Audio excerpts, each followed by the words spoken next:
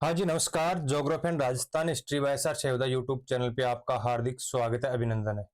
आशा करता हूँ कि आप सभी अच्छे होंगे, स्वस्थ होंगे। हमारी जो चर्चा हो रही थी, अध्ययन का जो विषय था, भारत के अंदर जो खनिजों की बात हो रही थी, जिसमें हमने देखा है कि खनिजों का काफी हद तक हमने टॉपिक कर लिया है। पिछली क्लासों में हमारे जो अधात्विक प्रकार के जो खनिज थे, उनकी चर्चा हमारी हुई है। आज की जो क्लास है, इसके अंदर आणविक जो खनिज है, उन आणविक खनिजों की चर्चा होगी कि आणविक खनिज कौन कौन से हैं और इन आणविक खनिज भारत के अंदर कौन कौन से राज्यों में पाए जाते हैं। इससे पहले की जितनी भी क्लास हुई, उसके अंदर मैंने कोशिश ये की है कि जितना भी जो जीके का पार्टीशन है या खनिजों का जो पार्टीशन है, जिसमें कि क्वेश्चन पूछने की बहुत ज्यादा संभावना रहती है, उन सभी पार्टीशनों को मैंने विस्तार पूर्वक उसका अध्ययन करने की कोशिश की है। उसके बाद में अब जो आणविक खनिज हमारे और बचे हैं, उन आणविक खनिजों को देखेंगे भारत के अंदर जो आणविक खनिज है वो कौन कौन सी जगह पाए जाते हैं। तो आइए बात करते हैं भारत के अंदर जो आणविक खनिज है कौन कौन से हैं।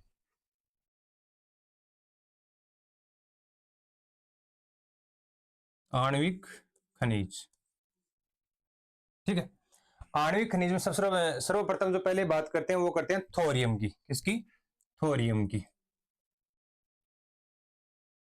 थोरियम की बात करते हैं तो थोरियम का विश्व में प्रथम स्थान किसका है? भारत का। यानी भारत के अंदर प्रथम प्रथम स्थान पर है क्या? थोरियम। भारत का प्रथम स्थान है किसका? थोरियम का। थोरियम की बात करें तो थोरियम भारत का प्रथम स्थान है। और थोरियम की बात करें तो ये जो थोरियम है वह जो मोनोजाइट है, मोनोजाइट ऐसक के रूप में समुद्र तटीय क्षेत्रों के अंदर पाया प्राप्त होता है। यानी समुद्र तट का जो भी क्षेत्र है, इसके अंदर जो भी भारत के राज्य लगते हैं समुद्र तटीय क्षेत्रों में, उसमें क्या पाया जाता है? थोरियम पाया जाता है। और थोरियम मोनोजाइट के रूप में पाया जाता है। और बालू के जो रेत के कण है, उनके अंदर ये थोरियम पाया जाता है। समुद्र तटीय बालू के अंदर पाया जाता है। तटीय बालू में पाया जाता है। थोड़ी मार्कर में डाल लेते हैं और बात करते हैं भारत के अंदर किन किन राज्यों में पाया जाता है। तो बात करते हैं, सर्वप्रथम आता है केरल के, ठीक है। यानी सर्वप्रथम जो बात करें इसका थोरियम है, थोरियम भारत में प्रथम स्थान पाया जाता है। और थोरियम बात करें भारत जो राजस्थान, सॉरी भारत का जो राज्य है केरल, जिसमें बात करें तो कोलम और पाल, सॉरी पालक्कड़ में, ठीक है। तो कोलम और पालक्कड़ जो केरल के जो क्षेत्र है, उनके अंदर क्या पाया जाता है? थोरियम मोनोजाइट के रूप में बालू, समुद्र तटीय जो बालू उसके अंदर पाया जाता है। और इसका प्रथम स्थान किसका है? केरल का। इसके बाद में और बात करते हैं तो जो ये थोरियम है, थोरियम मोनोजाइट के रूप में बात करते हैं आंध्र प्रदेश और जो उड़ीसा है,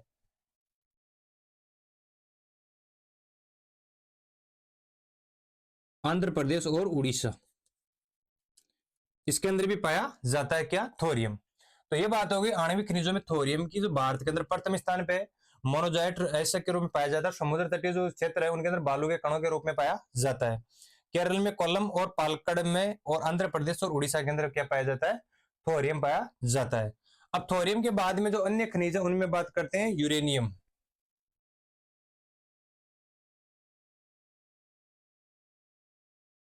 ठीक है। यूरेनियम में बात करते हैं, यूरेनियम को पिच ब्लेड और थोरियनाइट,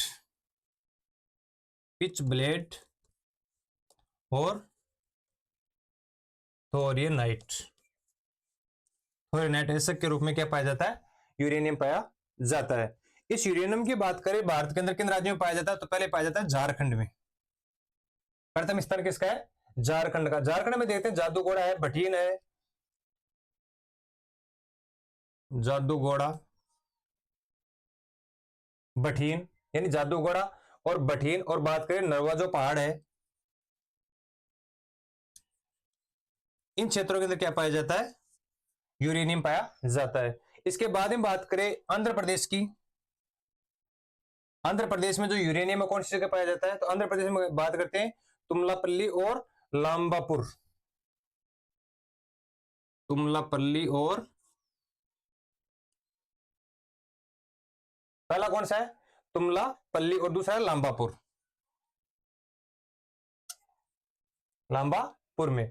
अब बात करते हैं इसकी राजस्थान में, बात करते हैं कि यूरेनियम कौन सी जगह पाया जाता है। तो राजस्थान में देखते हैं, राजस्थान के कौन से जिले हैं जिसके अंदर को क्या पाया जाता है, यूरेनियम पाया जाता है? तो राजस्थान में बात करते हैं, एक तो उदयपुर और एक सीकर। उदयपुर और सीकर के अंदर क्या पाया जाता है, यूरेनियम पाया जाता है। इसके खानों की बात करते हैं कि जो राजस्थान की खान है, जो उमरा की जो खान है, उमरा की खान, ये तो कौन सी जगह है, राजस्थान के अंदर, उदयपुर के अंदर। और जो सीकर के अंदर वो है रोहिल। रोहिल कौन सा है, रोहिल कस्बा या रायल कस्बा,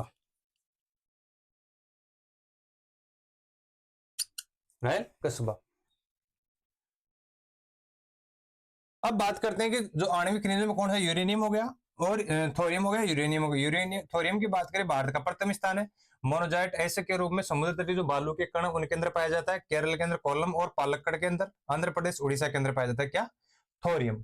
थोरियम के बाद में बात करें यूरेनियम की, पिच ब्लेड और थोरियनाइट के रूप में पाया जाता है। झारखंड में जादूगोड़ा, भटीन और नरवा के पहाड़ में, आंध्र प्रदेश में तुमलापल्ली और लंबापुर, राजस्थान में बात करें उदयपुर और सीकर में। उदयपुर में बात करें उमरा की खान और सीकर में बात करें तो रोहिल या रायल कस्बा के क्षेत्र की बात करते हैं। इसके अंदर क्या पाया जाता है, थोरियम और यूरेनियम।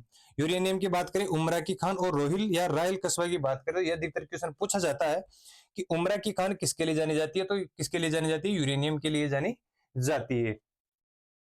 अब आणविक खनिज निर्देशालय की बात करते हैं। आणविक खनिज निर्देशालय, ये कौन सी जगह है, हैदराबाद में, हैदराबाद में। आणविक खनिज निर्देशालय कौन सी जगह है, हैदराबाद के अंदर है। तो ये बात होगी यूरेनियम और थोरियम की। इसके बाद में अगली बात करते हैं ग्रेफाइट की। अगली बात करते हैं ग्रेफाइट। ग्रेफाइट कौन से राज्य में पाया जाता है, तो ग्रेफाइट की बात करते हैं तो ग्रेफाइट यानी कि राजस्थान के जो ऐसे राज्य हैं जिसमें ओडिशा है, झारखंड है, केरल है। ओडिशा, झारखंड और केरल, इसमें पाया जाता है क्या, ग्रेफाइट। ओडिशा में बात करते हैं कौन कौन सी खाने जिसके अंदर जो ग्रेफाइट पाया जाता है, तो कालाहंडी। अगली जो बात करते हैं बोलानगिरी,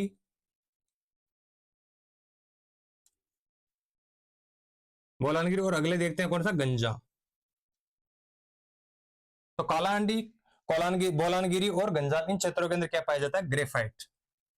ग्रेफाइट की बात उड़ीसा के अंदर इसकी प्राप्ति वो 59% होती है, और हैदराबाद में बात करें, हैदराबाद में 40%। यानी ग्रेफाइट की बात करें ओडिशा में 59%, झारखंड में बात करें 40%। ये बात होगी किसकी, ग्रेफाइट की। अब जिरकॉन की ओर बात करते हैं। जिरकॉन, जिरकॉन जो है अपने पाया जाता है केरल राज्य की जो बालू की मिट्टी है, केरल में बालू जो मिट्टी है, बालू मिट्टी में किसके रूप में पाया जाता है, ये जिरकोनियम के रूप में, जिरकोनियम के रूप में प्राप्त होता है। अन्य में बात करें केरल के बाद में ओडिशा, ठीक है, इनमें क्या पाया जाता है, जिरकोन पाया जाता है, उधर क्या हो गया, ग्रेफाइट। अगली बात करते हैं बेरिलियम।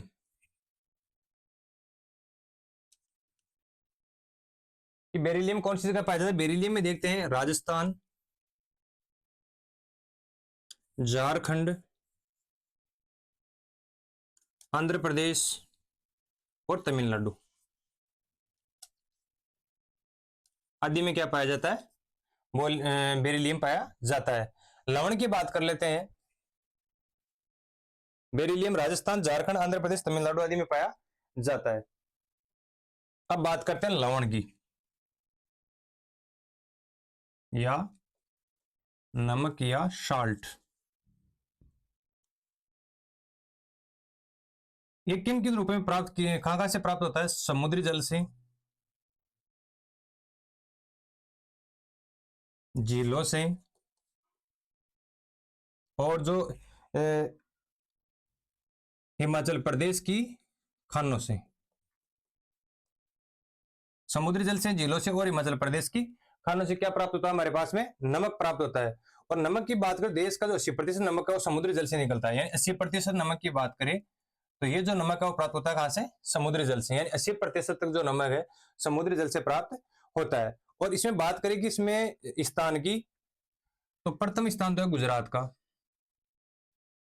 दूसरा स्थान है राजस्थान का, तीसरा स्थान है तमिलनाडु का। ठीक है, इन राजस्थान में बात करते हैं तो इसमें 8.7% झीलों से ही प्राप्त होता है, यानी नमक कितना प्राप्त होता है, 8.57%। और राजस्थान के अंदर जो नमक निकलता है वो कहां से निकलता है, झीलों से निकलता है। 80% की बात करें, 80% नमक कहां से निकलता है, समुद्री जल से हमारे को प्राप्त होता है। अब हिमाचल प्रदेश में जो नमक प्राप्त हो रहा था उसकी बात करें तो उसके अंदर जो मंडी जिला है, मंडी जिले के दो द्रास और गूंगा, गूंगा की खानों से निकला, गुना की खानों से निकाला जाता है। यानी मंडी के जो द्रास क्षेत्र है हिमाचल प्रदेश में, वहां इस द्रास और गूंगा की जो खाने हैं वहां से निकाला जाता है। कि हिमाचल प्रदेश का जो खानों से निकाला जाता है लवण, वो गूंगा और जो द्रास क्षेत्र वहां से निकाला जाता है। तो यह बात हुई राजस्थान में आणविक खनिजों की, लवणों की, और जो अपने ग्रेनाइट है उनकी, जिरकोन की, और बेरिलियम की, थोरियम की, इनकी चर्चा हुई है। नेक्स्ट क्लास में कोशिश करेंगे जो भारत की जो जनसंख्या है उन जनसंख्या के टॉपिक लेने की, भारत की जनसंख्या का घनत्व कितना है, कितनी प्रतिशत जनसंख्या है, कितनी पाई जा रही है, कौन से क्षेत्रों में सर्वाधिक है, कौन से क्षेत्रों में कम है, इसका कारण क्या है, इसको प्रभावित करने वाले कारक कौन कौन से हैं। आज की क्लास थोड़ी सी फास्टली हुई है टाइम का अभाव के कारण, जिससे कोशिश ये की गई कि जहां तक हो सके मैटर को थोड़ा फास्टली करवाया जाए, जिससे कि हमारा जो टाइम है वो कम लगे। सभी को नमस्कार।